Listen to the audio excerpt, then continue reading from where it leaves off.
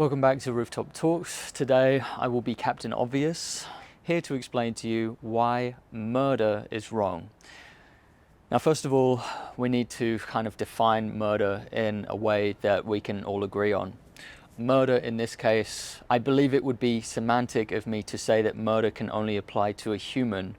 That doesn't seem to make sense, because what if there was some kind of Neanderthal or variant of human that was very close to having human DNA but not quite? Would it not be murder to kill them unnecessarily, wrongly? So I think that kind of shows how we should actually define murder in this case as wrongful killing, or wrongful and heinous killing, okay? There could be cases in extreme circumstances where there is wrongful killing, but you wouldn't call it murder. So wrongful, heinous killing is like the nature of the killing is one where you are intentionally and arbitrarily depriving someone of future years of their life. I think this is quite accurate to our shared understanding of the word murder. So here's an example of animal murder, right? So if I sneak over to your house, let myself in through the back door with a lockpick, and I put arsenic in your dog's food, in your dog's food bowl, and over the course of an hour, your dog's organs start to fail, and your dog dies a painful death over the course of about an hour. I didn't euthanize your dog. Can we agree on that? I didn't euthanize your dog. I didn't put down your dog. I didn't even kill your dog. I murdered your dog. It's the forceful, unnecessary, wrongful, heinous killing of someone. Someone. Here's what I would argue. Murder is wrong because the individual being murdered is someone who matters. Not necessarily someone who matters to you. They could matter to someone else, or they could just matter to themselves. They don't need someone external from themselves for them to matter. They can matter to themselves. Okay, so if you don't know of anyone, you don't have any friends, you're a complete outcast, you still matter. You matter to yourself. I want to go over as well some red herrings with this. Some places where people get lost. These are some illegitimate reasons why murder is wrong. Because murder is illegal. Because murder is illegal, because murder can cause trauma to the perpetrator, because murder is disgusting, because murder ignores our shared social contracts, because murder upsets law and order and stability. You see, the problem with these is they are all surface level reasons that don't go deep enough to the roots of what is wrong about murder. They're kind of just addressing the things on top. Someone versus something. To help you understand this, I'll give you an opposite example. If you murder a chair, if you pulverize a chair into dust, you eviscerate a chair into little tiny splinters, the chair doesn't care. It doesn't matter to the chair what happens to the chair. The chair has no nucleus, it has no internal response or external response to something happening. And this is in contrast to a someone. Now, sometimes people get hung up on this idea of self-awareness. Self-awareness, like, are you aware that you exist? And they would argue that, for example, one of these pigeons that's flying around on these rooftops is not aware of their own existence. They're unable to kind of logically grasp that they are alive in the same way that a human can. And I think that this completely misses the point, because a pigeon can feel pain. And this in itself is an admission of self-awareness. There has to be someone who is aware of something for there to be pain experienced. So merely feeling pain is adequate to describe self-awareness. I can leave a link down in the description of a book.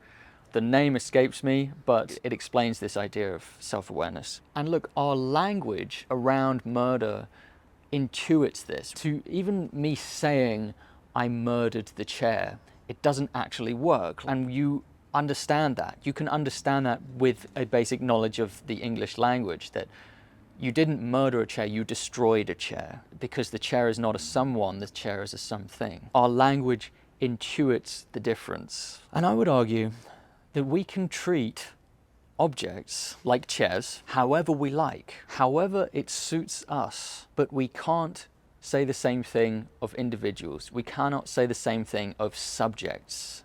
We cannot just treat them however we like, however it suits us. We must consider the subject.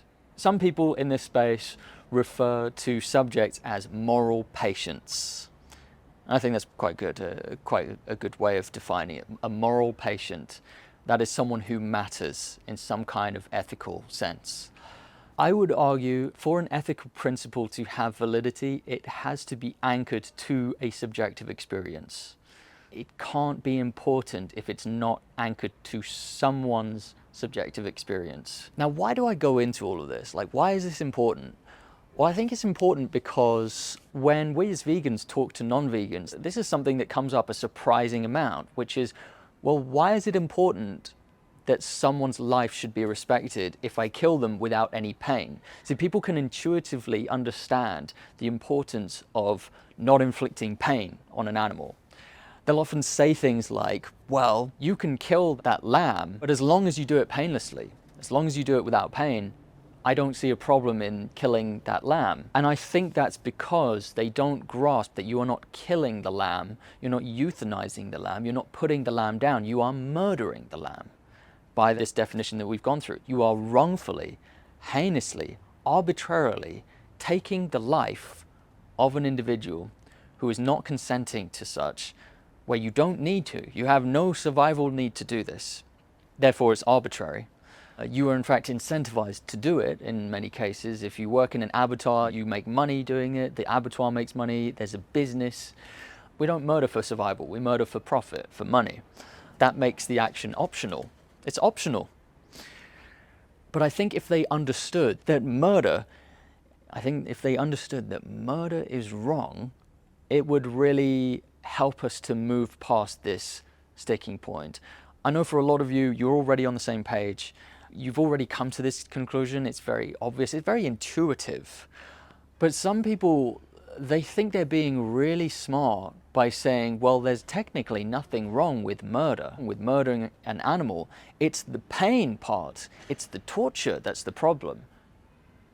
No, the torture is a problem, but so is the killing. So if you shot someone in the back of the head, all of a sudden, all of their neurons just stopped at one singular point in time, and you were responsible, and you didn't need to do it, and you did it heinously. You snatched their life away from them. You took away, for arbitrary reasons, their existence without their consent.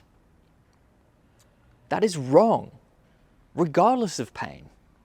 It's so weird that I have to become Captain Obvious to come out and say this, and that so many people are going to disagree with me because they want to be contrarians to common sense when it comes to animals, because, let's face it, they're biased in favor of a form of exploitation by which they are benefiting, an optional form of exploitation by which they are benefiting. These are the kind of battles that we have to fight as vegans. It's exhausting, it's maddening, but it's important because a lot of lives hang in the balance.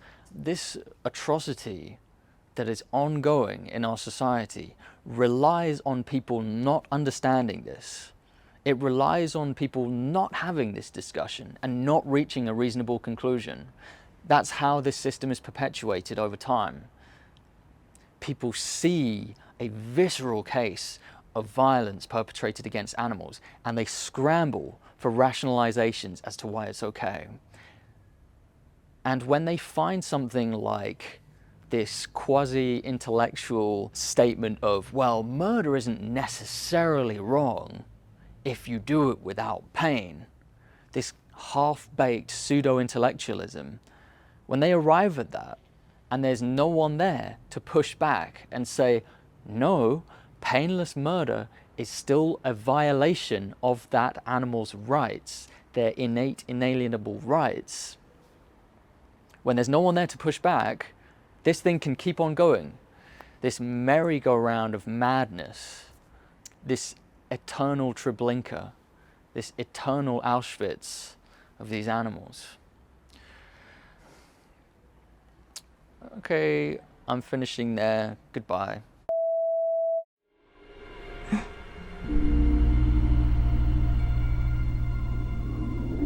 It's you, isn't it? You've come to kill me. Yes. After what they did, I thought about killing myself. I knew that one day you'd come for me. I didn't know what they were going to do. I swear to you. Read my journal. What they did was only possible because of you. I've not come for what you hoped to do. I've come for what you did. Is it meaningless to apologize? Never.